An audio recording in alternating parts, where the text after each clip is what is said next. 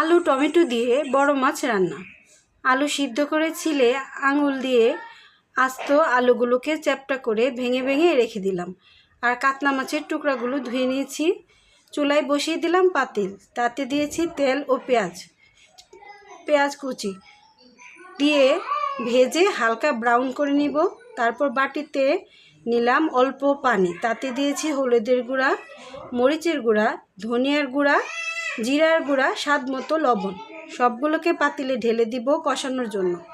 মশলা কষেলে দিব ধুয়ে রাখা মাছগুলো ও অল্প পানি দিয়ে মাছ কষাবো। তারপর মাছ নামিয়ে নিব। ভেঙে রাখা আলুগুলো টমেটোগুলো সব একসাথে আধা কাপ পানি দিয়ে কষিয়ে নিব।